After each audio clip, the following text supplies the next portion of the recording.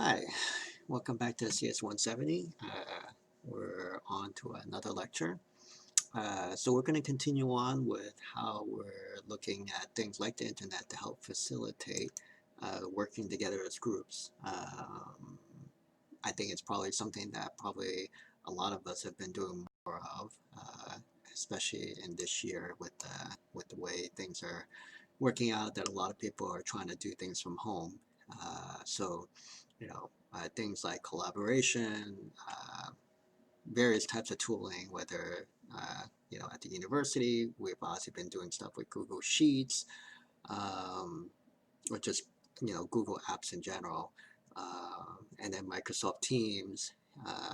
All of those things are trying to promote and support collaboration, collaborative efforts where, people can work on the things together, right? Could work on a spreadsheet together, work on whatever together all at the same time. So it's not like, one person works on something, hands it off to someone else or something like that.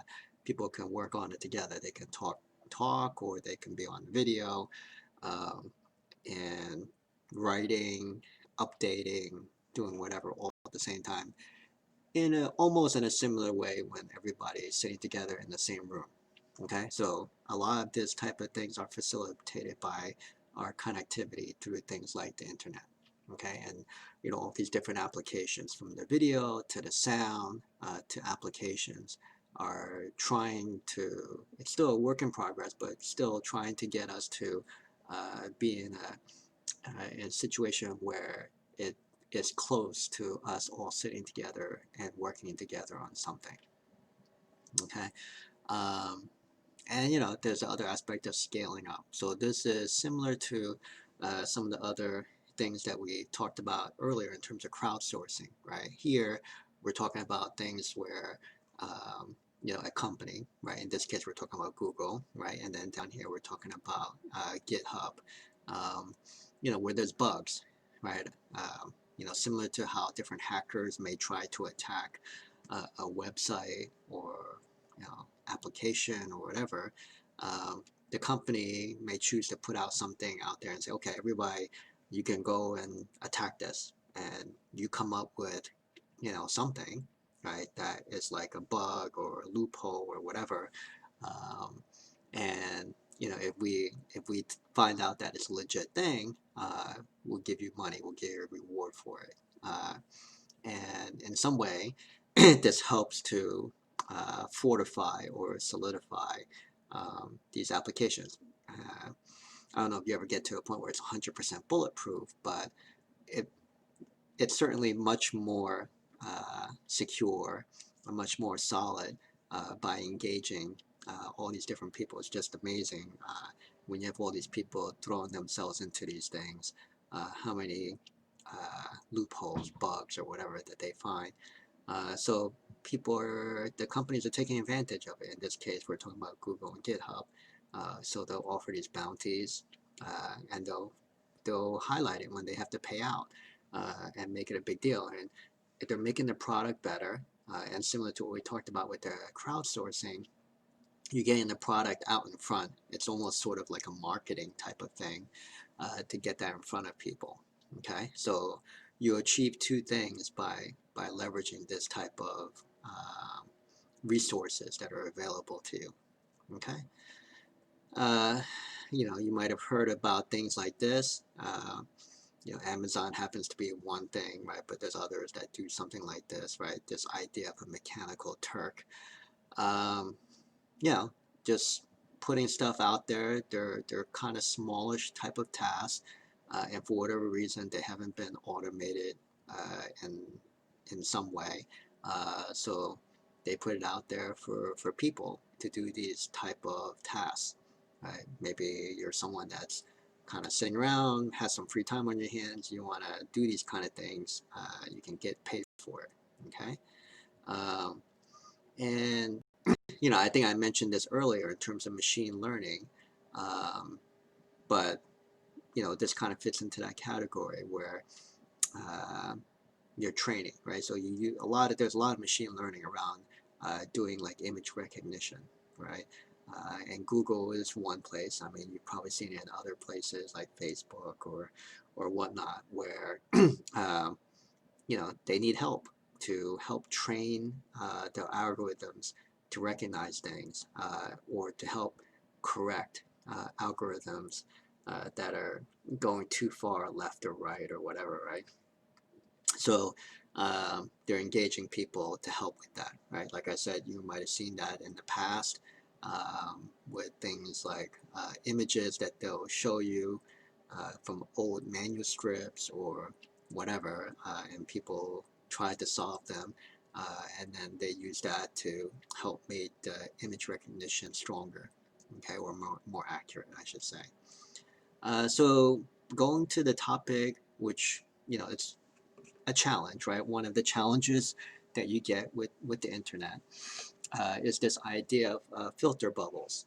Okay, so you all know, and we've talked about this in the past at the beginning of the course with things like cookies and whatnot, where there's a lot of information that's being collected from the consumers or the users of this data. And that's why a lot of things are provided for free, because what what people generally want, which is more valuable, is uh, that type of information. Both in aggregate and an individual level, right? So in aggregate, they might use it to figure out how to improve their product.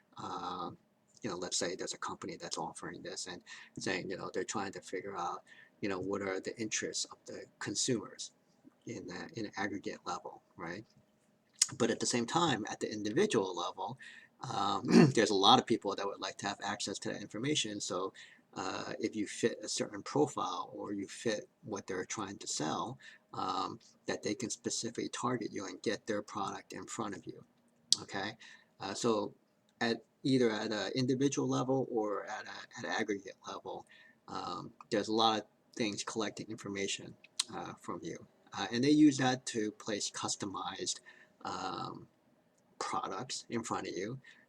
Could be news, uh, could be whatever, right? Just like a lot of you probably know, like even here, you're sitting there, you're talking, right? You're talking in front of your phone, and then miraculously, you start doing whatever on your phone, you start seeing ads about what you talked about, right? So, people are recording you, recording your keywords that you might be talking about. Um, on the phone, or even if you're not talking on the phone, just there's a microphone enabled on your phone, let's say. They look at your browsing history.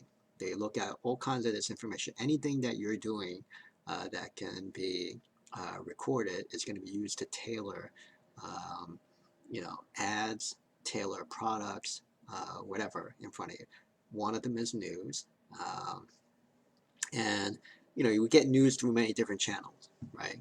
It could be like through any one of the standard providers. It could be through other providers. It could be on different types of social media, whatever, right? All of those type of things, they're going to be customized, right? Or there's going to be some attempt to customize it and try to say, hey, this person likes this particular topic. Then maybe they're a more liberal type of person or a more conservative type of person, whatever it is, right? Whatever is their niche or their interest, you will start to see different things that are geared towards that. So the idea of the filter bubble uh, is leveraging these algorithms to give people what they want to see.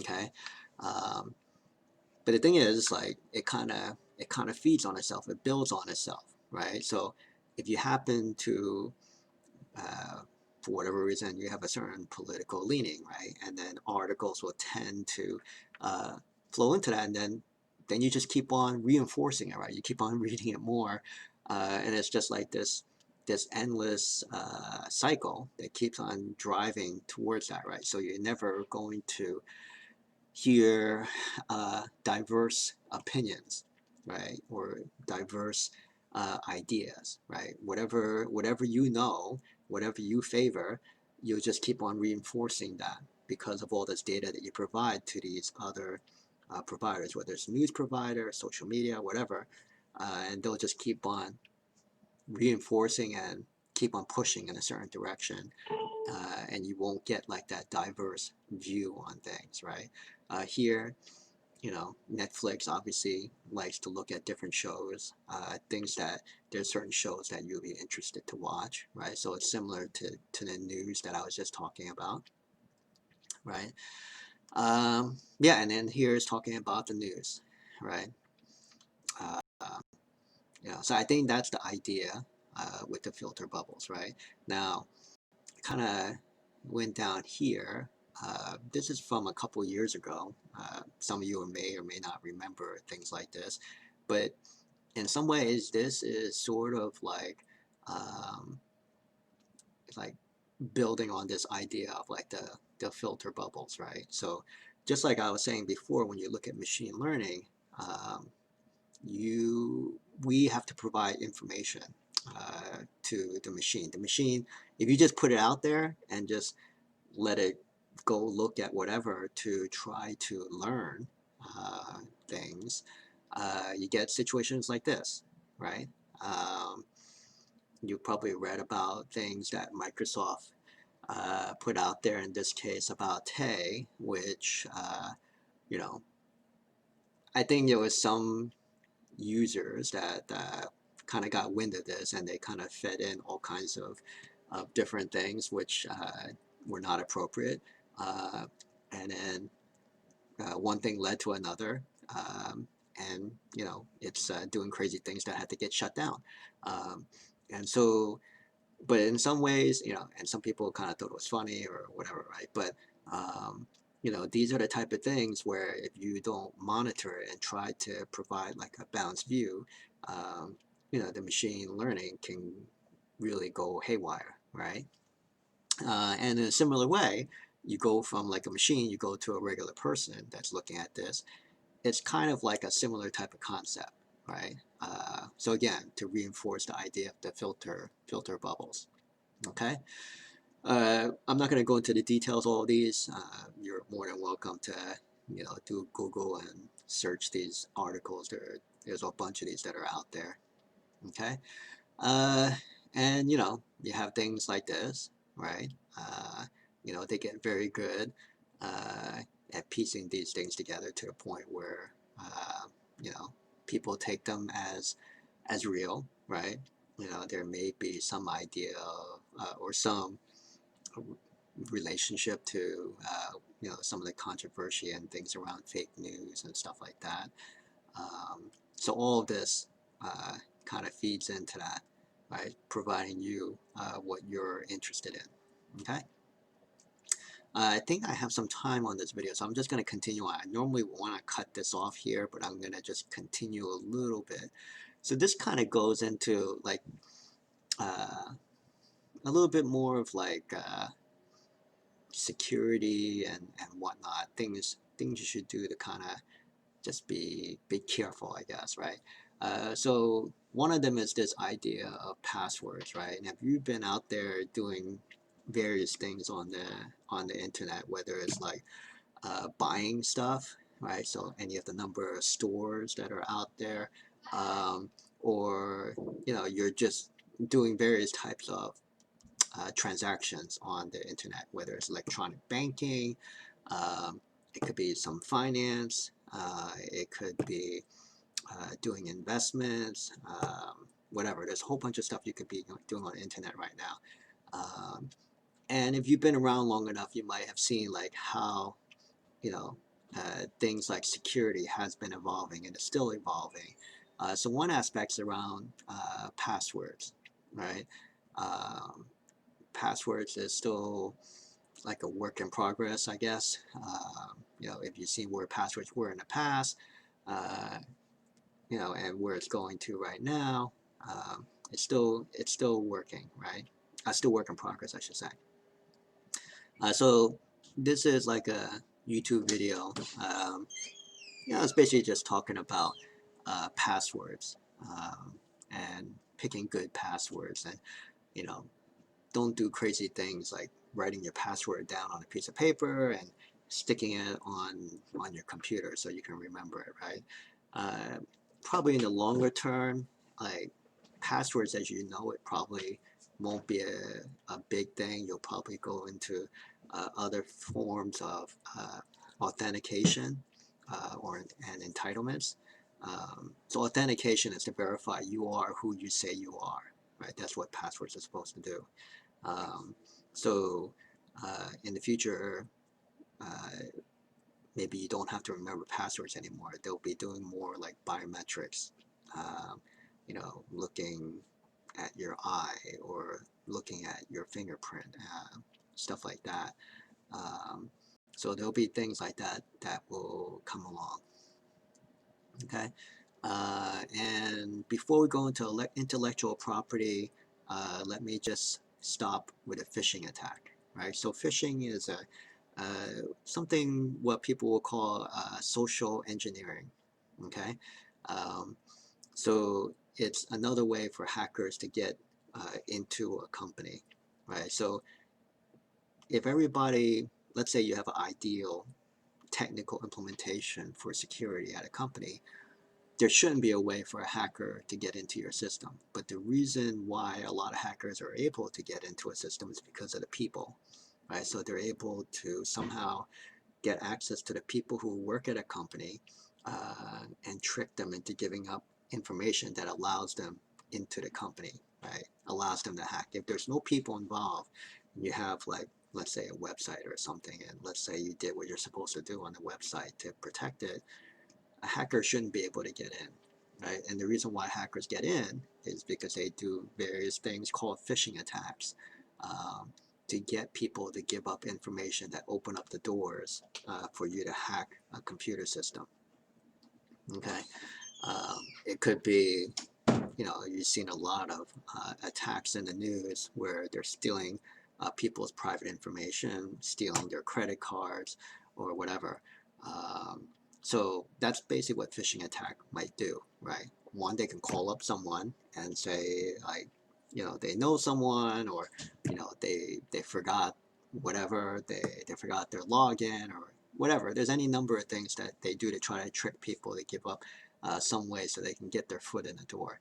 Or they could send you an email, right? And it could be an email that says, hey, uh, the IRS is after you and blah, blah, you need to click on this so that we can make sure that the IRS doesn't like send out an arrest warrant for you or something like that.